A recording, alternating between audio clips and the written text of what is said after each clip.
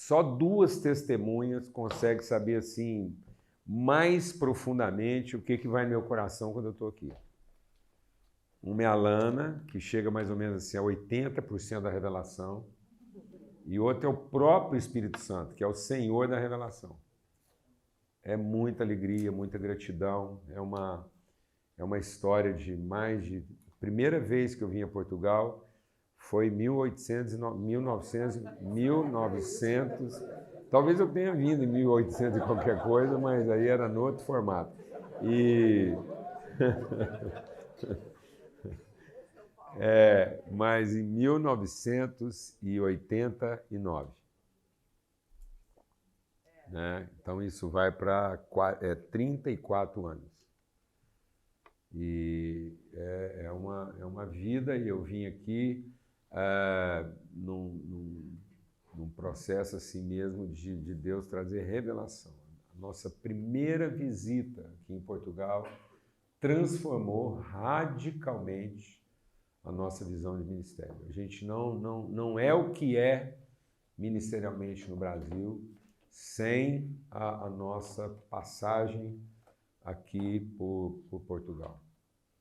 Aliás, eu quero usar isso, e já que o Espírito colocou isso para dar esse testemunho aqui e abrir o nosso testemunho nesse sentido, isso já vale para a gente discernir o espírito e a natureza desse encontro. É porque, à época, em 89, o nosso ministério estava crescendo muito. As coisas estavam acontecendo, estavam indo muito bem, a igreja começando, era uma igreja grande, muito ativa, muitas coisas acontecendo, plantando congregações. E a gente, no começo do casamento, né? E isso foi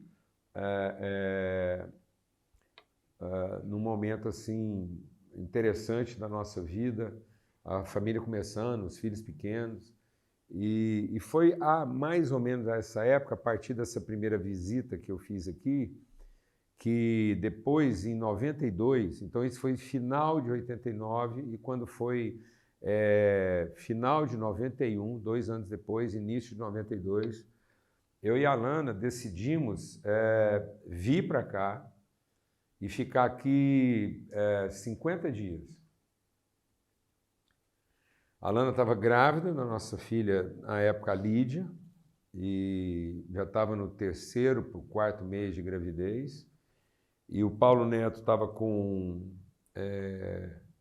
na época, já 6 anos de idade, a Sara com 3 anos de idade. E nós tínhamos uma filha também, já com 16 anos, 15, porque a gente tinha adotado ela entre o Paulo Neto e a Sara já com 11 anos de idade. Ela era uma menina que foi criada na rua e com 11 anos ela foi estar conosco, a Wanda. Então tinha o Paulo Neto, a Sara e a Wanda. E a Lana grávida da Lídia. E foi por causa da visita de 89 que nós viemos para cá no final de 91. Por quê? E isso vale para o que a gente quer compartilhar. Porque não faltava atividade. Então a gente está vivendo um tempo de muita atividade. Igreja crescendo, as coisas acontecendo, povo convertendo, ministério. A gente já tocava lá, missão. Menina! É agora que eu lembrei que você está aqui. E aí, as coisas acontecendo.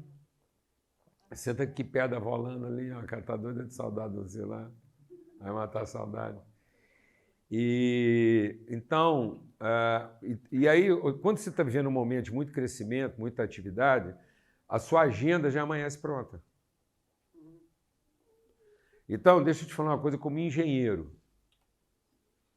Atividade máxima pode significar movimento mínimo. Porque às vezes a gente fica muito ocupado com a atividade e perde a direção do processo. Então, a hiperatividade pode significar que você está perdendo um pouco da sua direção.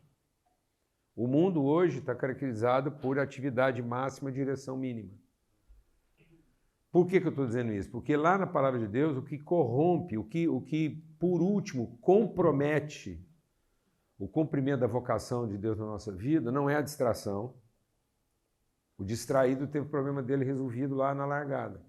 Então, o semeador semeou a mesma semente, na mesma região. Então, na mesma região, no mesmo ambiente, vai ser plantada uma semente. 25% dela vai se perder pelos distraídos. Então, tem gente que aqui dentro pode ter um grupo, nós podemos chegar nesse ambiente aqui a um índice de até 25% de distraído. Pode acontecer. E ministerialmente você não pode lamentar, porque às vezes a gente quer aproveitar todo mundo e não vai acontecer. Depois tem um índice de perda que pode chegar a 50%, que são os entusiasmados. Então, nesse ambiente aqui pode ter 25% de distraído e pode ter 25% de empolgado.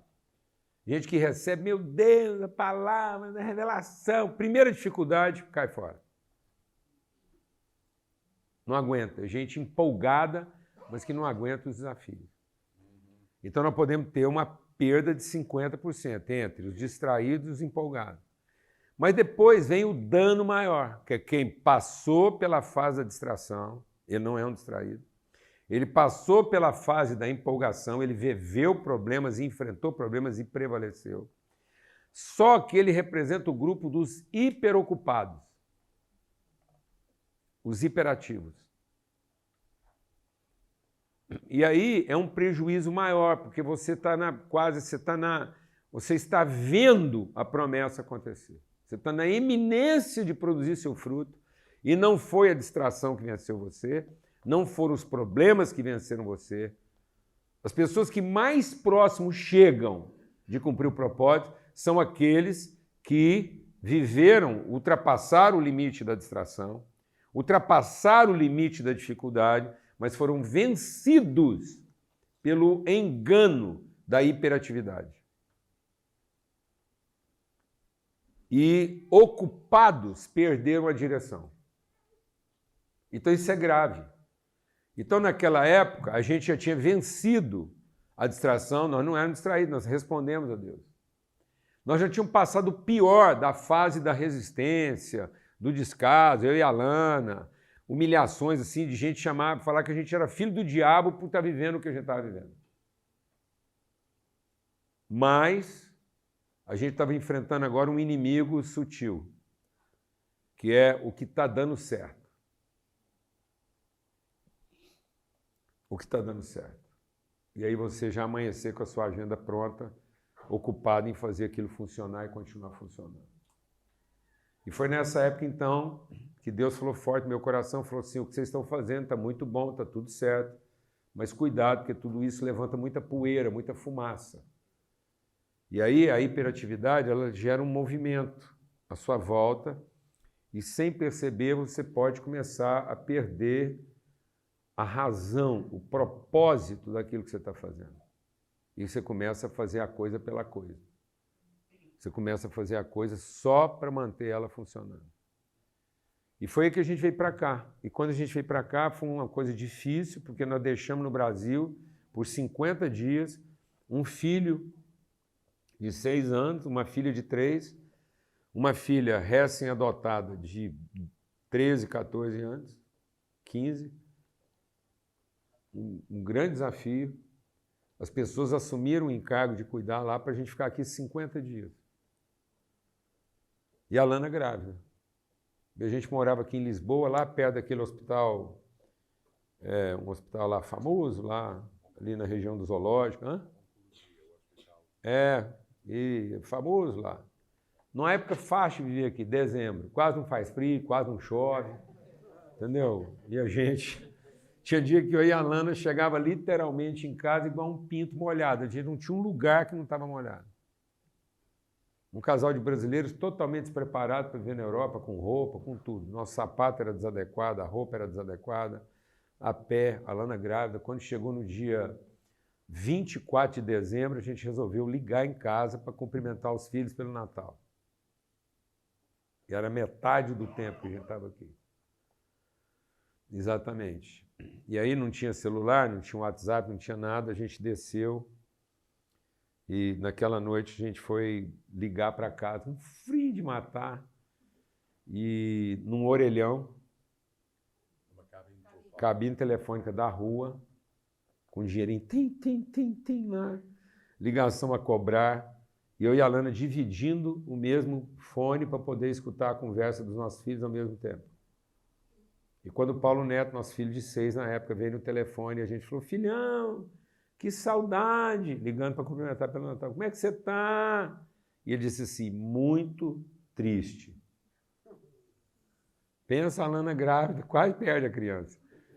O filho dela de 6 anos no Brasil, estou triste. Ela perguntou, por que você está triste, filhão? Porque vocês foram embora, me largaram aqui e não me perguntaram se eu queria ficar. A Alana grávida, 3 dias de febre. A Alana caiu de cama, ficou com febre 3 dias. E ela falava para mim, você me enganou. Porque se você tivesse atravessado um rio, eu voltava nadando. Mas como você atravessou o mar, não tem jeito de eu te largar aqui para ir lá salvar meus filhos.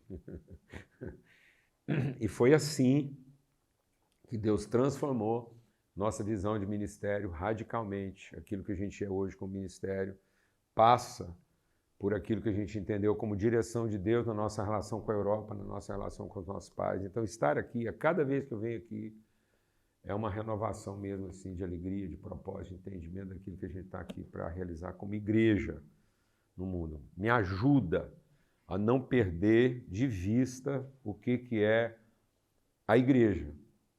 O que é a igreja. Por isso eu queria ler com vocês o que está lá em Lucas. É o que vai orientar a nossa conversa aqui. E esse testemunho ajuda nisso, porque é o nosso testemunho pessoal. E eu queria ler com você. Eu queria registrar que eu passei no Reino Unido, passei também agora em Portugal, no Japão, e eles mudaram a tampinha da água mineral. Eu quero deixar registrado que eu não gostei. Ela é mais barata, parece que ela é resolutiva, mas ela é pior de tomar água, porque fica esse trem engarradinho aqui, atrapalhando a gente a enfiar na boca e dar aquela golada gostosa quando você está com sede. Então fica aqui registrado como engenheiro, meu protesto. Se alguém tiver a chance de devolver isso à normalidade, por favor.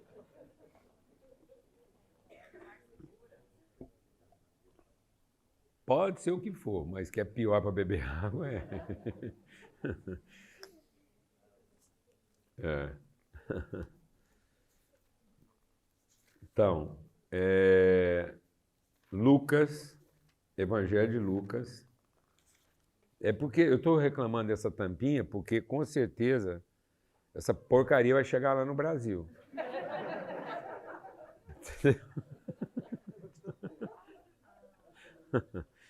Porque tudo que acontece de bom e de ruim aqui chega lá para nós. Então,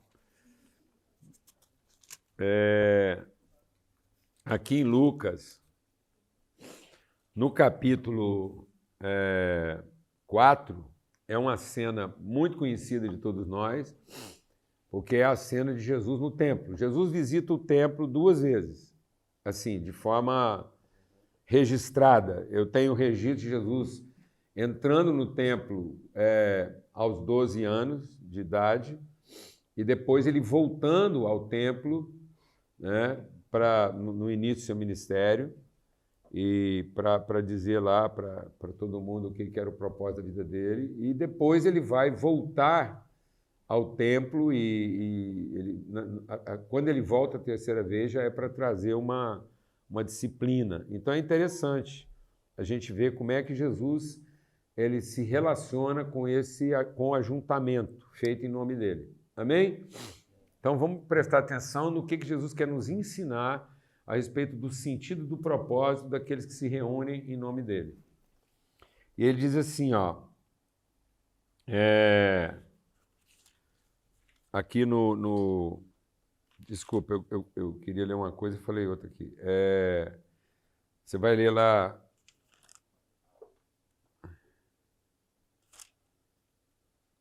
Só um minutinho aqui. Aqui. É no capítulo 2, depois a gente volta lá na frente. Então, aqui no capítulo 2, Lucas, capítulo 2, diz assim, você conhece bem a história, os pais de Jesus levaram ele ao templo com 12 anos. Deixa o Espírito de Deus ministrar o nosso coração para a gente entender o que pode estar acontecendo aqui. O que pode acontecer com a nossa vida e que nem Jesus foi poupado disso. Os pais de Jesus foram previamente alertados a respeito do que era o propósito de vida de Jesus. Então, o que pode estar acontecendo conosco na nossa vida, apesar da gente estar sendo visitado pelo Espírito Santo, orientado pelo Espírito Santo. Então, às vezes a gente pensa que o pior que pode acontecer na vida de uma pessoa é ela não ter o contato com o Espírito Santo. Essa é a realidade do mundo. O problema de quem não conhece o Espírito Santo está resolvido. Ele é ignorante. Deus não vai levar em conta os tempos da ignorância. O problema da humanidade não está em quem desconhece a vontade de Deus. O problema da humanidade está em quem, conhecendo a vontade de Deus, dá a ela um outro propósito. Eu vou repetir. O problema da humanidade não está com os ignorantes. Deus não leva em conta os tempos da ignorância. O problema da humanidade está na vida daqueles que, tendo contato com o Espírito Santo, dessignificam o propósito daquilo que é a obra de Cristo na nossa vida. Por isso a palavra de Deus diz que a dor da humanidade está no fato de que a humanidade geme, clama e anseia para que os filhos de Deus se revelem. Então o problema da humanidade não está num povo sem revelação. O problema da humanidade está no povo que, tendo a revelação, não cumpre o seu propósito. Então o diabo, ele está destruindo os filhos da humanidade na tentativa de, junto com os filhos da humanidade, destruir os filhos de Deus que podem dar sentido à humanidade. Amém, irmão? Então, os reis desse mundo mandaram matar as crianças, tentando, junto, matar aqueles que podem salvar as crianças. Então, a gente pensa que nós estamos aqui para Deus responder as nossas orações. Um dos problemas que está fazendo a humanidade sofrer é que os filhos de Deus, que deveriam ser a resposta das orações, estão aqui ocupando o tempo de Deus para Deus responder nossas orações. Então, o Espírito Santo não quer responder nossas orações. O Espírito Santo quer nos convencer de que nós somos a resposta das orações. Então, nós não estamos aqui para ocupar o tempo de Deus para Ele responder às nossas. Nós estamos aqui para ter tanta intimidade com Deus para saber o que Deus está orando. Então, quando Isaías foi chegando perto de Deus, ele conseguia ouvir o que Deus estava orando. Então, nós temos que ter uma vida de oração que nos coloque tão perto de Deus que a gente consiga ouvir o que Deus está orando. Para que, em vez da gente pedir que Deus responda a nossa, nós possamos ser a resposta dele. Então, é como se Jesus fosse tão próximo do Pai que ele ouviu a oração do Pai em favor dos seus irmãos. E ele diz, eis-me aqui e envia-me a mim. Então, nós somos a resposta da oração do Pai. E a oração do Pai é porque o mundo criado está orando a Deus. Na sua ignorância, o povo busca quem? A Deus, porque o povo não conhece o Pai. Presta atenção aí, porque pode ser, mas a gente vai acabar entendendo. Então, Deus escreveu no coração do homem a eternidade. Então, todo ser humano tem ainda algum rasgo de esperança, porque há um clamor no coração do homem pela eternidade. Porque todo homem nascido, ele tem, na sua memória mais remota, ele tem um chip remanescente de Adão. Então, todo ser humano nascido, ele tem uma memória retroativa do que era a humanidade com a presença de Deus. Por isso que em qualquer lugar do mundo, qualquer lugar do planeta que você fosse, se hoje fosse descoberta uma comunidade remota, primitiva, que não tem nenhum contato com a civilização conhecida, você pega lá o que eles chamam de povo não alcançado. Às vezes nós estamos preocupados com o povo não alcançado, e a gente tinha que largar o povo não alcançado, antes de escravizar o povo não alcançado com as nossas religiosidades. Jesus falou isso, falou, se você souber de um povo não alcançado, largue ele não alcançado antes de transformar ele num povo religioso. Amém? Por quê? Qual é a certeza que você tem de um povo não alcançado? Você vai chegar lá, você não sabe o que ele está comendo. Você não sabe se ele está comendo bicho ou gente. Você não sabe se ele é vegetariano ou se ele é carnívoro. Você não sabe. Você não sabe se ele gosta de andar pelado ou vestido. Você não sabe se ele mora em tenda ou prédio. Você não sabe nada disso. Mas qual é a única certeza que você tem quando você chegar lá num povo não alcançado? Que lá tem o quê? Culto. Então, culto não é sinal. Acertar no culto não é sinal de transformação espiritual. O culto é a expressão mais primitiva de humanidade. Porque você não sabe, você vai encontrar um bicho. Você não sabe, você vai encontrar um bicho que come vegetal, você não sabe, você vai encontrar um tatu vegano ou você vai encontrar um jacaré carnívoro. Você não sabe. Ou o contrário, de repente você vai chegar lá num lugar primitivo e vai encontrar um tatu carnívoro e um jacaré vegano. Pode ser. Agora, o que você tem certeza? Que você não vai encontrar nenhum animal fazendo o quê? Culto. Porque ele não tem memória de divindade. Mas o ser humano tem memória de divindade. Então o culto é garantido. Na ignorância dele. Por isso a palavra de Deus diz que no dia do juízo, mesmo ignorante, ele vai passar pelo juízo de acordo com a sua própria consciência. O seu próprio conceito de divindade vai submeter ele mesmo a um certo juízo. Então ele, na ignorância da sua divindade, ele está resguardado, porque ele só tem que ser coerente com o culto que ele mesmo fazia. Então nós estamos lá agora para trazer revelação, porque ele fez uma oração ao divino. Beleza? Então a humanidade foi lá e se ajoelhou cada um diante do seu próprio Deus.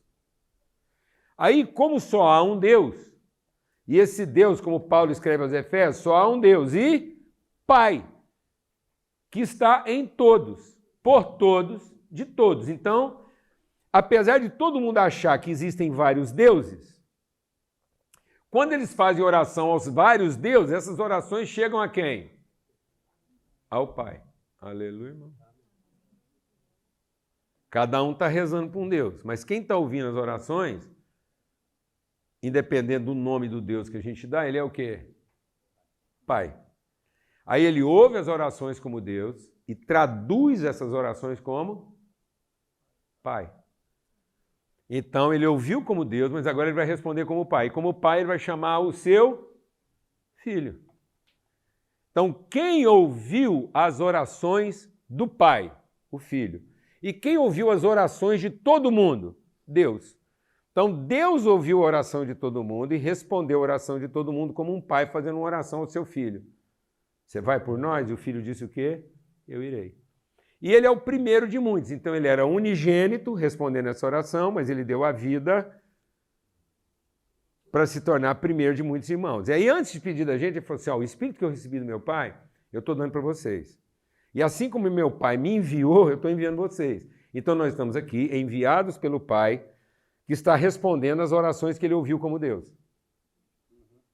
Então, pelo amor de Deus, nós não estamos aqui para apresentar mais um Deus. Amém, irmão? Glória a Deus. Nós estamos aqui para responder a oração do Pai que ouviu as orações de todo mundo como Deus. Então, Deus, ouvindo as orações de todo mundo, respondeu como um pai, enviando um dos seus filhos, que antes eram um só, agora são muitos. E assim como o Filho foi enviado, agora nós estamos sendo enviados como filhos de Deus. Para que, quando alguém vê o Filho, vê o Pai que o enviou. Amém? Então, tudo aquilo que está escrito a respeito de Jesus, está escrito a respeito de quem? De nós. Então, eu tenho que olhar para a vida de Jesus para entender minha vida. E não ficar olhando para a vida de Jesus para que ele salve a minha vida. Não, a vida de Jesus é para que, em salvando a minha vida, ele possa dar sentido a ela. Então, a obra da salvação é para que agora eu, sendo salvo, de depender do meu Deus, amém? Eu fui salvo para agora cumprir o meu propósito como filho. Porque o pecado me impedia de conhecer Deus como Pai.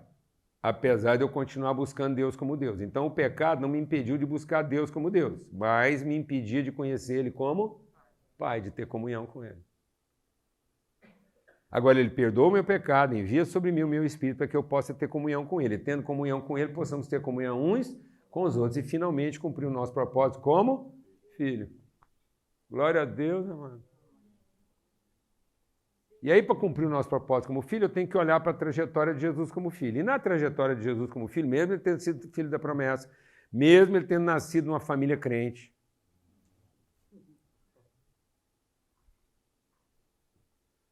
nasceu numa família crente, filho de revelação, o Espírito Santo estava lá, gerando um menino, e mesmo uma família crente, que frequenta culto, José e Maria não esqueceram Jesus num centro de macumba. Eles perderam Jesus no templo.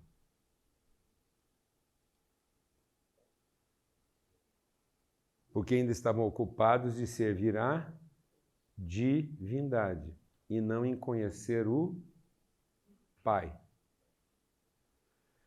Então, Jesus não escapou daquilo que nossos filhos não estão escapando. Nossos filhos podem estar sendo esquecidos no templo por conta de pais que se ocuparam da atividade sem tentar discernir o propósito. Então, nós levamos os filhos para a atividade, pensando que a atividade vai garantir a salvação dos nossos filhos. E sem perceber, nós estamos tão acostumados com a atividade que nós estamos perdendo o quê?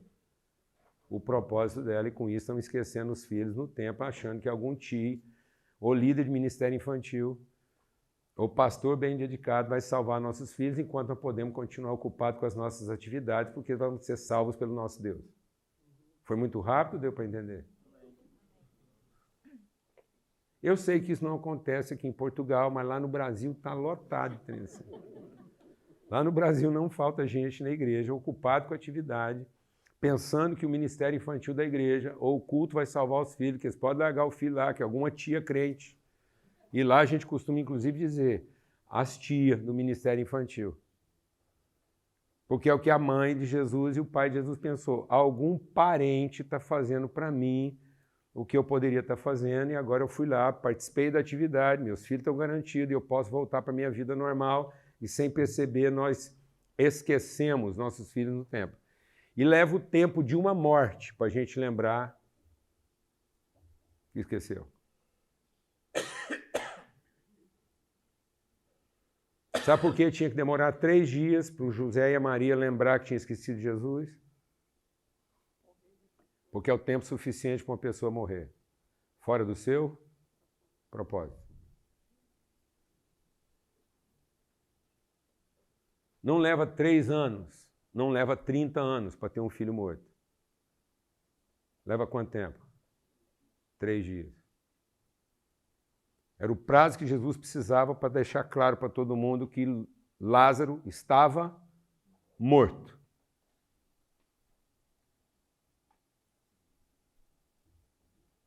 Amém? É 3 dias. E está morto. Não leva 3 anos. Nem vai levar 30 para essa criança morrer fora do seu. Esquecida aonde? No templo. Com a falsa ideia de que a atividade vai salvar ela. Só porque nós estamos levando ela periodicamente a uma atividade religiosa. Correta. Então, às vezes, você está preocupado com quem está levando os filhos para um lugar errado. Vou te falar uma coisa. Há mais risco para as crianças que estão sendo levadas para o lugar certo do que para as crianças que estão sendo levadas para o lugar errado.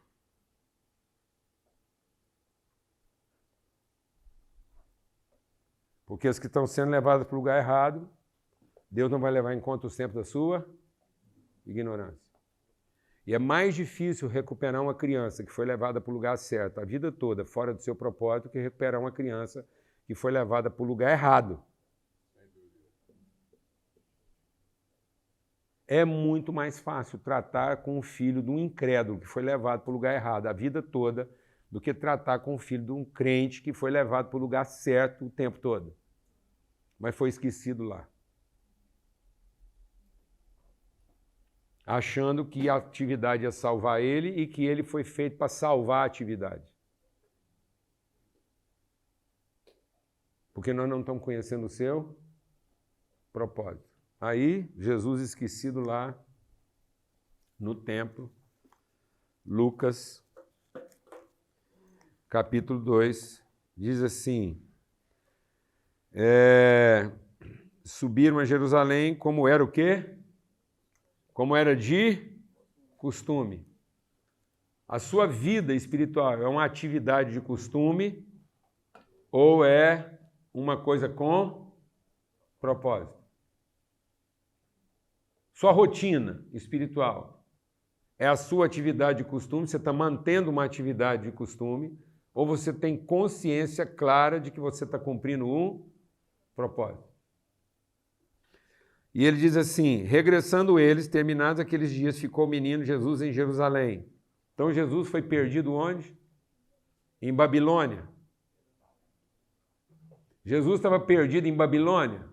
Não, Jesus estava perdido onde?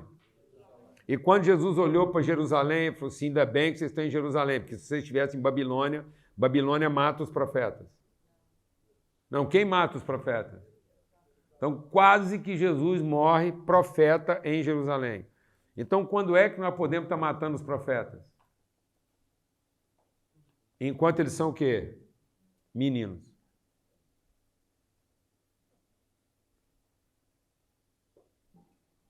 Meninos. Porque com 12 anos, Jesus levantou para falar uma palavra o quê? Profética. Quase que o profeta morre, menino. Então, qual o jeito mais fácil de se matar um profeta? Mata ele enquanto ele for menino. E qual a maneira mais fácil de matar um profeta? Envolver ele nas atividades corretas para que ele, distraído, fique perdido por lá e a gente possa continuar tocando a vida sem se preocupar em ajustar a nossa vida em favor da vocação profética dos nossos filhos. Então, a gente garante as nossas atividades com atividades religiosas para os nossos filhos, e sem perceber, nós estamos matando o profeta em vez de colocar a nossa vida a serviço da sua vocação profética. Então, nós estamos ajustando os nossos filhos à nossa atividade, e para ajustar os nossos filhos à nossa atividade, nós criamos atividades religiosas, pensando que nas atividades religiosas nossos filhos estarão garantidos, em vez de ajustar a nossa vida à vocação profética deles. Então, nós estamos sacrificando profetas para manter nossas atividades, em vez de sacrificar nossas atividades para dar sentido ao profeta. Faz sentido aí ou não? Beleza? Então, Jesus se levantou. E aí, pensando, porém, eles que ele viria de companhia pelo caminho. Andaram o caminho de um dia e procuravam entre os parentes e conhecidos. Um dia para ir, um dia para voltar. Acharam Jesus no terceiro dia. Chegaram lá, como não o encontrasse, voltaram em busca dele. E aconteceu que, passados 3 dias, o acharam no templo, assentado no meio dos doutores, ouvindo-os e interrogando. E todos que ouviam admiravam da sua inteligência e resposta. E quando o viram, maravilharam-se e disse à sua mãe, menino! É desse jeito. O profeta cumprindo a vocação profética, nós zangando com ele porque ele não está adequado às nossas atividades.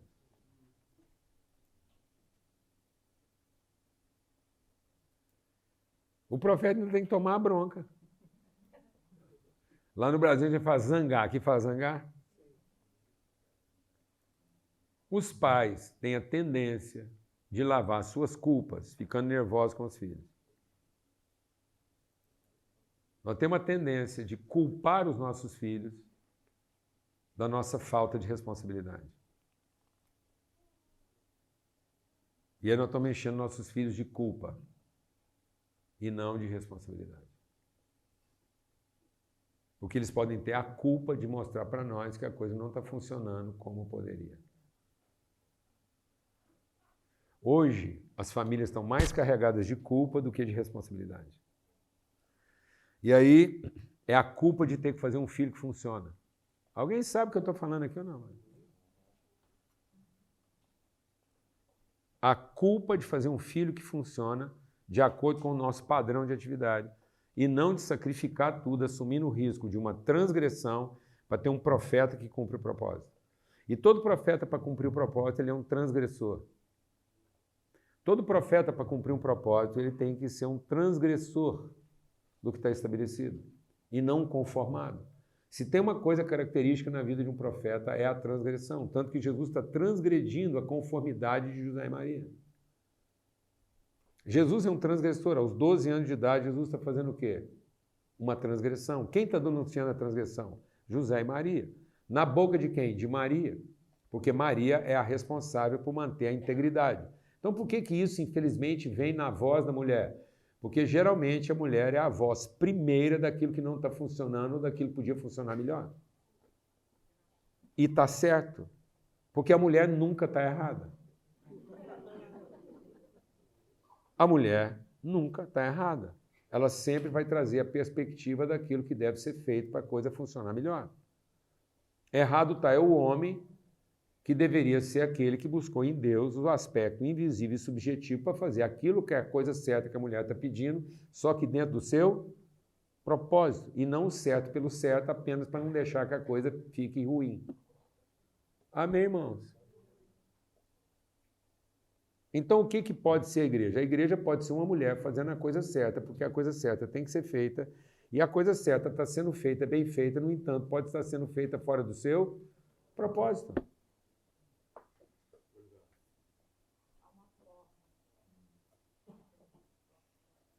Então, isso não tem nada a ver com macho e fêmea, não, isso tem a ver com aquilo que são as características de cada um e como é que a gente, dentro de características de uma pessoa só, porque a pessoa ela é composta do subjetivo, propósito, e do objetivo, atividade. Só que a atividade objetiva, visível, que é representada pela figura feminina, mulher, organização, pode estar totalmente fora de propósito, porque ela não está alinhada com aquilo que é a sua característica, exatamente o quê? De paternidade, de semente, de gene, de natureza, que é subjetiva.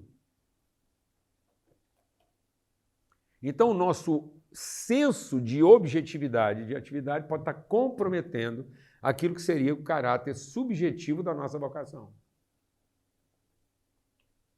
Então, nós podemos estar atividade máxima, movimento mínimo. Então, nós estamos com um excesso de atividade e isso está atrapalhando a gente de saber qual, de fato, é a direção que a gente tem que seguir. E normal, e aí nós podemos estar sendo enganados pelo certo e não pelo errado.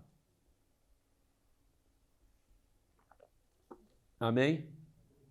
Então, a Maria está errada? Não. Quem está fazendo a transgressão? Jesus. E aí, se eu não entender que o profeta é um transgressor e reprimir ele por conta da atividade que foi comprometida, eu vou gerar um delinquente. Então, muitos dos nossos filhos estão indo para a delinquência da timidez ou para a delinquência da perversão. Então, o tímido é um delinquente, porque ele não assume seu papel profético, ele se omite. Então, a omissão é a forma passiva e tímida da delinquência. E a agressão, a violência, a corrupção é a forma ativa e agressiva da delinquência. Então, quando você mata o profeta, ele se torna o quê? Um delinquente, porque ou ele se omite ou ele abusa. Então, hoje nós estamos tendo líderes abusivos ou líderes omissos. Então, é comum você chegar numa igreja onde tem um líder abusivo convivendo com um punhado de líder o quê? Omisso, porque ninguém quer cumprir o seu papel profético. Então, você tem um líder abusivo fazendo a coisa acontecer e um punhado de líder reclamando daquele cara, sendo que eles tinham a responsabilidade de redirecionar a coisa. Quem está entendendo o que eu estou falando aqui agora? Sendo que são todos o quê? Profetas. É um profeta abusando do seu dom profético diante de um punhado de profeta negligenciando o seu dom profético. Porque ninguém resolve o quê? Transgredir de forma ativa e intencional segundo a sua vocação profética. Então Jesus está falando para profetas abusivos e sendo repreendido por profetas passivos. Então ele está sofrendo a repreensão do passivo e enfrentando a opressão do abusivo, fazendo uma transgressão. Então, Jesus está transgredindo o ambiente abusivo e transgredindo o ambiente passivo. Então, o profeta ele é transgressor do ambiente passivo e do ambiente o quê? Abusivo. Então, todo filho nosso tinha que ser o quê? Para ser profeta? Um transgressor. Que não se omite e nem se beneficia. Ele não se beneficia do dom profético de forma abusiva e nem negligencia o dom profético de forma passiva. Mas ele cumpre o seu propósito. Glória a Deus, amado. E o que é o propósito do profeta? Depois Jesus vai explicar isso melhor. Depois ele vai falar sobre... Ele vai descrever como é que ele vai cumprir. Mas nesse momento agora ele está dizendo qual é a natureza da vocação profética. Então nós vamos conservar aqui de manhã só para tratar essa questão profética da igreja, na pessoa dos filhos profetas que Deus prometeu. Porque o que Deus prometeu? Quando vier o Espírito Santo, todo filho será o quê? Todo filho de pessoa convertida é o quê? Profeta. Então só nasce profeta na casa de quem crê em Jesus. Eu não sei que tipo de atividade seu profeta vai ter, mas eu sei qual é a natureza da atividade dele. Eu não sei se o seu filho vai trabalhar na cozinha, se vai trabalhar na faxina, eu não sei se ele vai trabalhar em escritório, eu não sei se ele vai ser um driver, eu não sei o que ele vai fazer, não sei, não interessa. Não sei se ele vai ser preso injustamente. Eu não sei se ele vai ter pós-graduação, doutorado em ciência, para depois ser preso. Onde o diploma dele não vai valer nada. Se um cara tiver o máximo diploma que a Universidade de Harvard pode dar, e depois, por uma contingência, ele acabar preso por um sistema opressor, qual a única certeza que eu tenho? Ele estando em Harvard ou numa cadeia no fundo de uma cela? Que ele é um profeta. E o profeta cumpre o propósito dele quando ele usa o diploma, ou quando ele está algemado no fundo de uma cela, preso numa cadeia onde ele não devia estar. Então você não preocupa de garantir o diploma do seu filho, sem antes ter compromisso de que ele seja o quê? Profeta.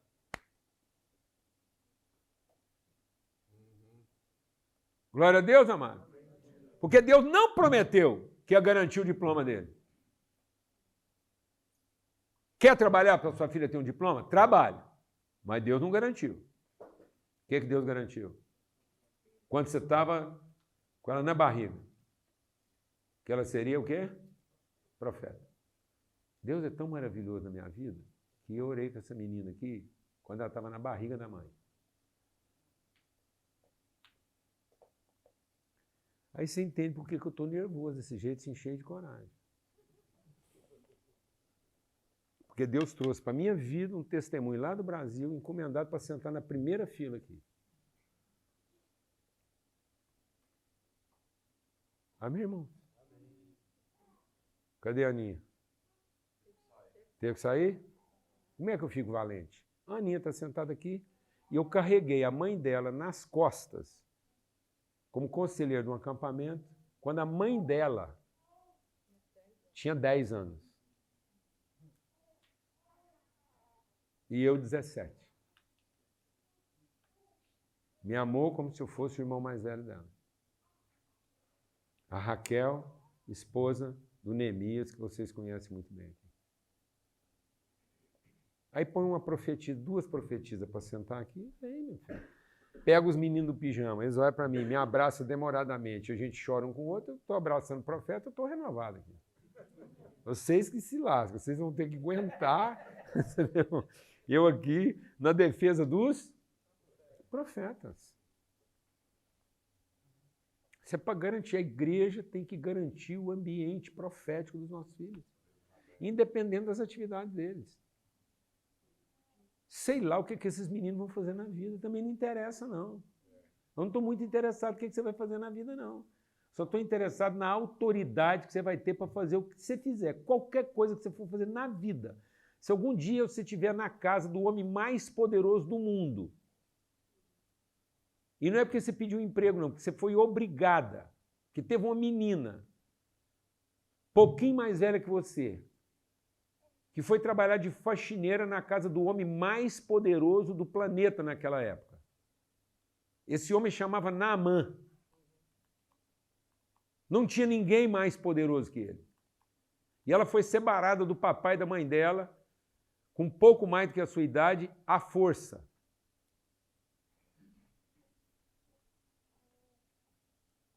Uma princesa na casa do general mais poderoso. Os pais dela tinham sonhos para ela, como você tem para o Vitinho. Ele estava sonhando que aquela menina ia fazer faculdade, tirar um curso. Mas no meio do caminho, antes de entrar na faculdade, tirar um curso, ter um diploma, casar, ser feliz, ela foi sequestrada para trabalhar de lavadora de prato na casa do homem mais poderoso. Só que esse homem, apesar de todo o poder que ele tinha, ele tinha um problema íntimo. Ele tinha um grau de impureza que impedia ele de deitar com a mulher dele. Se ele amasse o mínimo, ele podia ter o poder que for, mas se ele tivesse a mínima consideração pela mulher dele, ele não deitava com ela. Se ele tivesse o mínimo de dignidade, ele não abraçava um amigo. Porque a enfermidade dele era altamente contagiosa. Então, para o mundo, ele era o cara mais poderoso, representante. Ele tinha autoridade para acabar com o império sem perguntar se podia fazer isso. Mas na sua intimidade, ele gemia de solidão. Ninguém podia ver ele nu. Ele não podia ter um abraço demorado, longo, de um amigo, como eu dei no João hoje de manhã. E sabe quem foi o profeta na vida dele? Não foi Eliseu.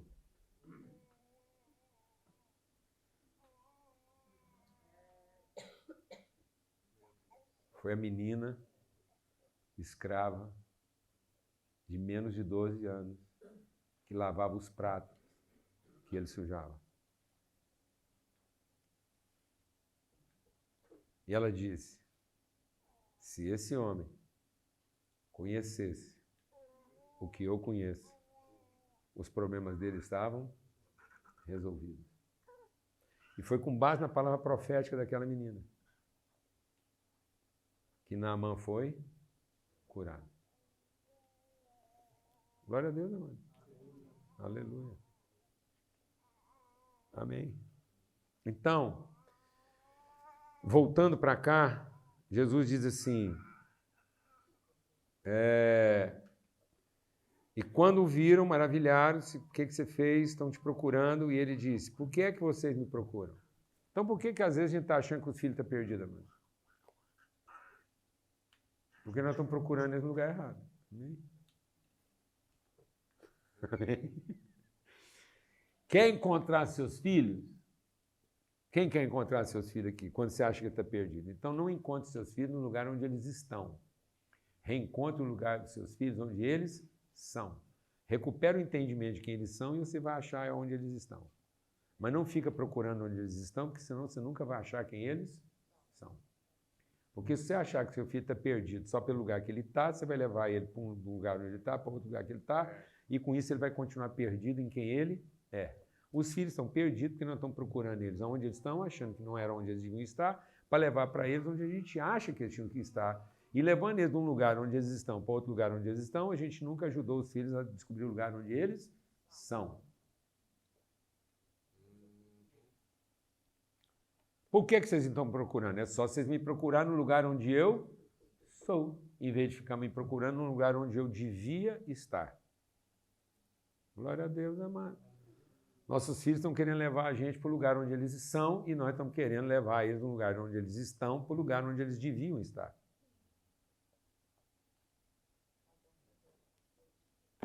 Às vezes, quando meus filhos eram bem novinhos, 9, 10 anos, eu ia na escola buscar eles para matar a aula comigo. E as diretoras ficavam doidas. Seu Paulo, mas o senhor não pode levar o Paulo Neto. falei, como que eu não posso levar o Paulo? É porque ele não pode perder a aula. Eu falei, então. Como ele não pode perder a aula, eu estou vindo buscar ele para ele não faltar na aula. Amém? Então, como ele não pode faltar na aula, eu vim buscar ele aqui para ele não faltar na aula. Porque a aula dele hoje é com quem? Comigo, e ele não pode faltar na aula. Ele pode faltar na escola, mas não pode faltar na aula. Glória a Deus, amado. Aleluia. E foi exatamente porque ele nunca faltou na aula que ele pode faltar na escola. Bom, e aí Jesus diz assim, e ele disse, vocês não sabem que eu estou aqui para tratar dos negócios do meu Pai. Então deixa o Espírito de Deus ministrar o nosso coração. O Espírito Santo é para gerar filhos segundo a natureza de Deus. Então o Espírito Santo é para cumprir a promessa de Deus. Qual é a promessa de Deus? Façamos o humano ser, de modo que esse humano ser possa ser a expressão visível de quem nós somos. Então, essa menina nascida pelo poder do Espírito Santo como promessa, então ela não é uma menina nascida da carne para ser salva pelo Espírito. Ela é uma menina nascida pelo Espírito para ser formada através de nós. Amém? Então, esse menino aqui não é seu filho, que você traz aqui para Deus salvar. Ele é um filho de Deus que te trouxe aqui para encontrar aqui as condições dele cumprir o seu propósito. Amém. Amém? E a gente, às vezes, leva o filho para o templo, achando que o templo vai salvar o filho, e Deus nos faz o filho nos devolver ao templo para a gente entender o seu verdadeiro propósito. Não há esperança para os filhos nascidos na carne. O que é nascido da carne é carne, e da carne nada se aproveita. Se esse menino fosse filho de vocês, não tinha esperança para ele não era diferente de um cachorro. Mas como ele não é alguém formado da carne, ele não é animal terreno, ele é espiritual. Então ele foi gerado, e aí eu preciso entender a natureza espiritual dele. Se ele é nascido da minha carne, não tem esperança. Mas se ele é um filho da promessa gerado na eternidade, ele é a esperança. De modo que aí eu não tenho expectativa dele. Ele é a esperança de que a promessa de Deus está se cumprindo, porque o Espírito Santo foi derramado, e agora todos os nossos filhos são gerados da promessa, porque agora meus olhos foram iluminados, eu não era mais ignorante, porque antigamente eu achava que Deus ia me dar filhos, mas agora eu sei que o Pai está gerando filhos. Então, quando eu conhecia Deus, eu pedia para Deus dar filho, mas agora que eu conheço o Pai, eu recebo os filhos de Deus. Amém? Irmão. Então, antigamente, agora você recebeu um irmão em casa, de modo que o irmão mais novo vai pegar na mão do irmão mais velho e vai levar ele para onde ele não quer. Então, não é você levando esse menino onde ele precisa. É ele levando você onde você não quer. Glória a Deus. Por quê? Porque José e Maria levaram Jesus aonde ele precisava. Mas Jesus pegou José e Maria e levou eles onde eles não queriam. Glória a Deus, amado. Aleluia. Então os nossos filhos vão levar a gente aonde a gente não quer. O Rafael e a Iana vieram para cá pensando que estava trazendo os filhos deles para cá.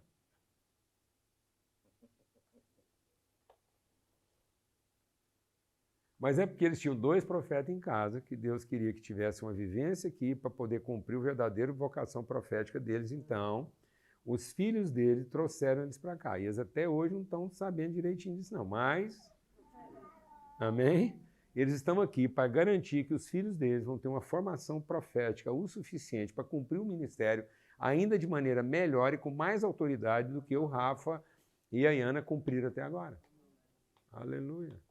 Eu achava que eu estava trazendo meus filhos para cá, mas depois eu descobri que eram meus filhos que estavam me trazendo para cá, porque agora meus filhos têm autoridade em qualquer lugar, porque eles passaram por aqui e receberam aqui o que eles tinham que receber para cumprir a vocação profética deles. Glória a Deus, amados. Então, o que o Espírito Santo iluminou meu entendimento? Eu achava que eu orava a Deus e Deus respondia. Mas eu orava a Deus porque eu era ignorante, eu tinha divindade, eu ficava clamando a Deus. Mas quem ouvia minhas orações não era Deus, era quem? O Pai.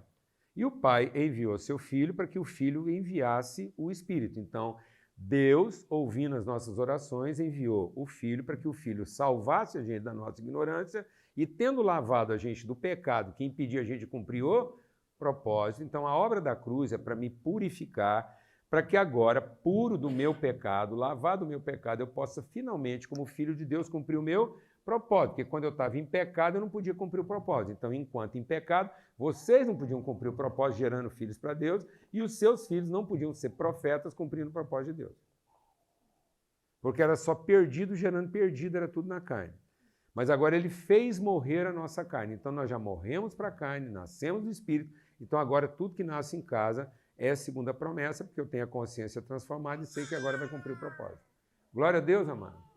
E aí o propósito é fazer os negócios do Pai. Então eu queria terminar essa fase aqui, da gente conversando aqui, concluindo isso para a gente entender. Essa madrugada eu fui acordado com uma perturbação assim muito forte, de algo muito tremendo que Deus quer fazer aqui exatamente nessa área, de abrir os nossos olhos, nosso entendimento, quando Jesus fala, eu estou aqui para cuidar dos negócios do meu Pai.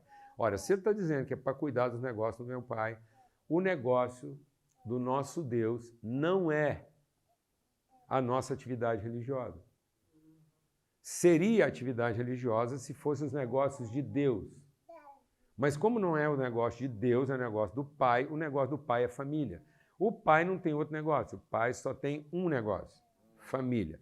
E aí o Pai toca todo tipo de negócio para poder tocar o negócio principal dele, que é a família.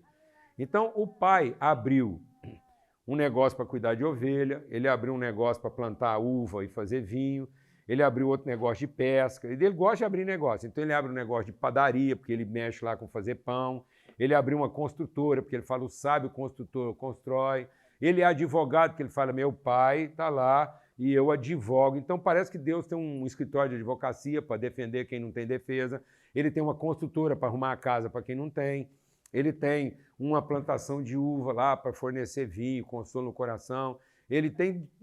Quando você mexe, tem negócio. Ele tem um açougue lá que vende o melhor cordeiro que você pode comer. Então você precisa montar um jantar com um pão bom, numa casa boa, onde ninguém vai te incomodar porque o aluguel não foi pago a tempo. Então tem um advogado cuidando para ninguém te perturbar porque o aluguel pode ter atrasado um pouquinho. A casa é boa, não vai cair na cabeça de ninguém enquanto estiver jantando. A mesa é boa, com os pilares bons, porque ele sabe tudo de madeira. Amém? Está todo mundo bem vestido, porque ele tem lá a lã da ovelha, então da ovelha ele tira a lã. O cordeiro, você nunca comeu, nem em Portugal você comeu um alambe daquele jeito lá. Está tudo lá, o pão maravilhoso, o vinho maravilhoso. E depois o óleo que ele derrama na cabeça é de azeitona, até melhor do que esse aqui. Tem tudo na casa do nosso Pai, porque o negócio dele é um só, a família. Então ele é um multi-empresário com um negócio. Isso está escrito na Bíblia? Falando agora, o Paulo Júnior viajou. Não. Por isso que Deus, quando Jesus... Presta atenção. Acho que Deus vai liberar uma palavra de cura aqui. Quando Jesus fala do Pai dele, a única coisa que ele não fala do Pai dele é de culto. Já parou para prestar atenção nisso? Jesus vai falar do Pai dele. Aí ele usa o quê? Uma construtora. O pai dele é construtor, é agricultor, é pescador, é pastor de ovelha. A única coisa que ele não fala do pai dele é dirigir um culto. Engraçado isso, né? E acaba que Jesus teve problema com os caras que gostavam de dirigir culto. Aliás, quem mandou Jesus para a cruz é os caras que achavam que o negócio de Deus era o culto. Amém, irmão? Amém, irmãos? Eram os caras que estavam lá na defesa de quem? Da divindade. Quem está defendendo a divindade defende o culto e não entende os negócios do Pai por conta do único negócio que o Pai tem. Qual é? A família. Então o Pai tem um negócio, a família. E para a família, ele toca todo tipo de negócio, até o culto.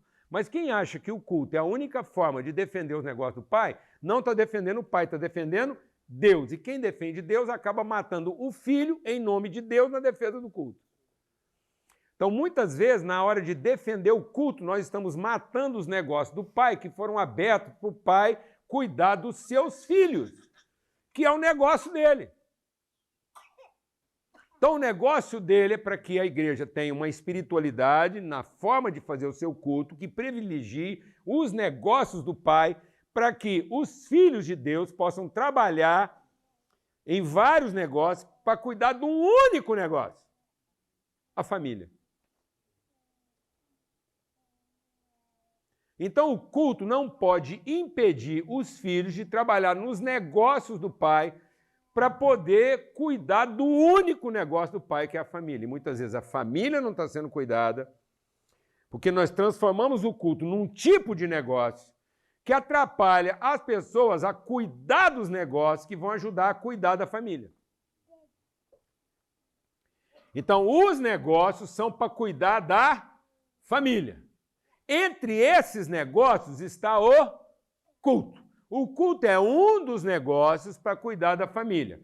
Mas ele não pode ser tão exigente a ponto da gente se perder no culto, achando que o culto vai salvar os filhos. Porque pode ser que os filhos estão se perdendo na comodidade do culto, porque nós não estamos trazendo a consciência de propósito para os nossos negócios. E o propósito dos nossos negócios não é a manutenção do culto. O propósito dos nossos negócios é a família. E a família está sendo prejudicada pelos negócios. Porque os negócios não estão sendo feitos para cumprir o propósito. A própria família está se perdendo para salvar o negócio. Sendo que o negócio não era para ser salvo, o negócio era para cuidar da família. Então, quando eu vejo que o negócio vai salvar a família, eu perdi o propósito do negócio. Porque o negócio nunca foi para salvar a família, como a igreja não é para salvar a família. A igreja é o negócio para dar sentido a todos os outros negócios. A igreja é o negócio do Pai para que os negócios não percam o seu propósito. E o negócio de Deus não é salvar a família, é formar a família. Então, se eu estiver mantendo um negócio para salvar a família, eu perdi o propósito do negócio. Porque Deus diz assim, sabe quando é que um homem perde a alma? Vou te falar quando é que um homem perde a alma. Quando ele acha que o negócio é para salvar a família. Ei, irmão! Porque como é que o cara perde? Porque quando ele tem uma colheita e ele pensa o futuro daquilo que ele fez. Então, quando você pega o seu negócio e coloca nele a expectativa de futuro, o seu negócio agora vai matar a sua família. Porque você está achando que o seu negócio é para salvar o futuro da sua família. E não é. O seu negócio é para que a sua família, fazendo o negócio, entenda o propósito dela em salvar as pessoas. E não em garantir seu futuro. Então, toda vez que a igreja está ocupada com o seu futuro e toda vez que algum negócio nosso está preocupado com o futuro, nós matamos o profeta no negócio.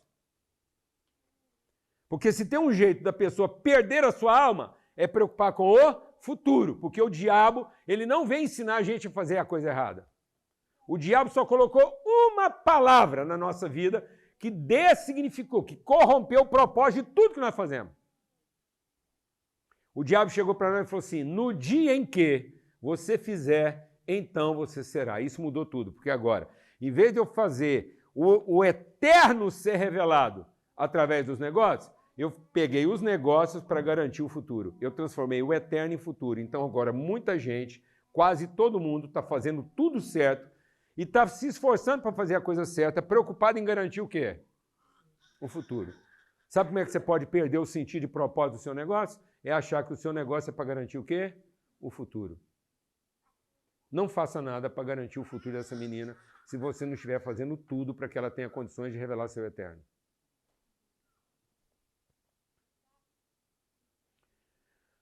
Então, qual é o negócio dos filhos de Deus? Através da família, revelar o seu eterno para que cada pessoa na família entenda o seu propósito. E só tem um jeito da pessoa não entender seu propósito, é se ela na família começar a preocupar com o seu futuro. E agora você entende por que o profeta foi associado ao futuro. Porque muita gente pensa que o profeta é para adivinhar o quê? O futuro.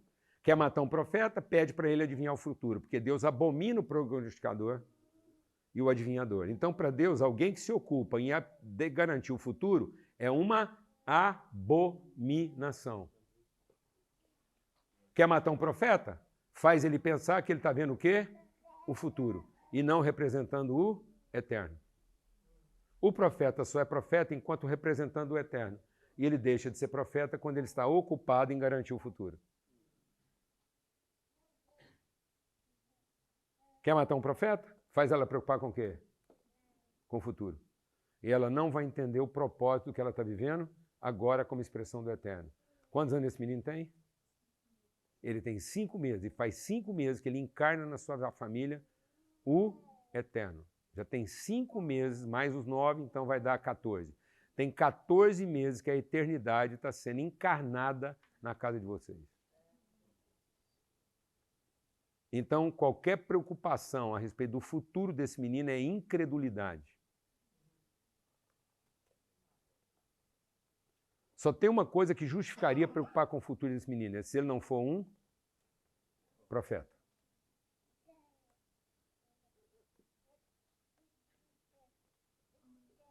Amém, irmãos? Caso contrário, todos os negócios que nós fazemos é para dar condições do quê? Do profeta cumprir o seu propósito. Você vai abrir uma padaria? Deus tinha uma. Vai abrir um açougue? Ele também tocava. Uma tecelagem? Você está exagerando. Não estou, não. Vai abrir lá em Provérbios 31. Provérbios 31. E lá em Provérbios 31 fala da família de Deus, onde tem uma mulher virtuosa. Quem é a mulher virtuosa? A igreja. Quem é a mulher virtuosa de Provérbios 31? A igreja. Que tipo de negócio a igreja tocava? Tudo. Hein?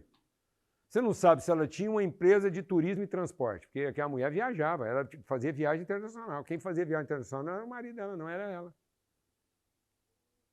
Você não sabe se ela tinha uma frota de barco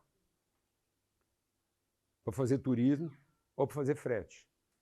Você não sabe se ela tinha uma consultora, se ela tinha uma tecelagem, se ela tinha uma indústria de vinho, se ela tinha uma imobiliária, você não sabe. Ela comprava e vendia propriedades. Está escrito isso lá? Ela fazia comércio exterior.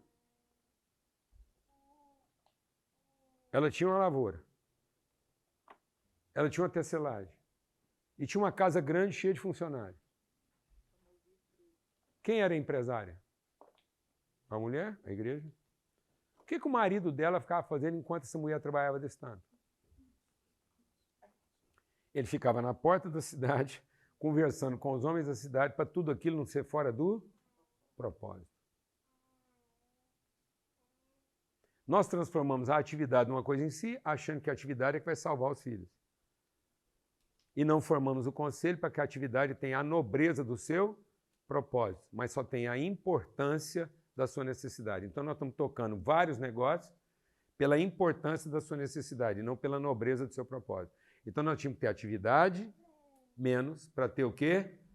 Movimento mais. Então nós precisamos ser menos ativos na necessidade de que a atividade salve o nosso futuro e ter mais discernimento e sensibilidade de saber qual é o verdadeiro propósito de tudo aquilo. Glória a Deus, irmão. Porque senão nós podemos ser pessoas hiperativas administrando os vários negócios e não ter o discernimento de qual é o propósito de tudo aquilo. Glória a Deus. Sendo que o verdadeiro e único propósito qual era? Os negócios do Pai. E por isso, qual é o negócio do Pai? Família. E se o negócio do Pai é família, então tudo que a gente faz é em favor de um irmão. Mas as nossas atividades podem estar fazendo com que a gente mate quem? Exatamente o irmão. Porque nós estamos vendo muitas vezes o irmão como inimigo do futuro dos nossos filhos. Você percebeu o laço que a gente está entrando aí? Nós estamos tocando uma atividade que nos salve e garanta o futuro. Com isso, quem a gente tira primeiro da nossa atividade? O irmão com quem a gente vai repartir. E aí a gente pega aquilo, chama de meu, protege aquilo, para ter certeza que não vai entrar nenhum irmão que representa risco para quem? Para o filho que a gente está querendo salvar. Sendo que o negócio do filho é sacrificar a vida dele em favor de quê? Do irmão. E nós estamos sacrificando a vida dos irmãos para salvar o nosso filho como quem protege. É a mente do presente cego. Então nós estamos fazendo de tudo para garantir o futuro de quem já tem a eternidade garantida. E aí, preocupado em garantir o futuro de quem já tem a eternidade garantida, nós estamos privando os irmãos dele de conhecer a revelação do Pai através de um de seus filhos. Porque a única coisa que eles não são na sociedade é o quê? Irmãos. Aí a gente enfia um filho dentro de uma escola com 500 alunos e ocupa o tempo deles salvando a igreja.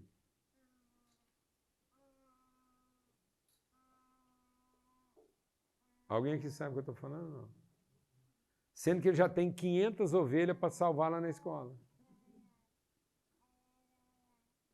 Aí ele é um profeta ruim na escola para ser um prestador de serviço bom da igreja. Só para garantir o futuro de quem?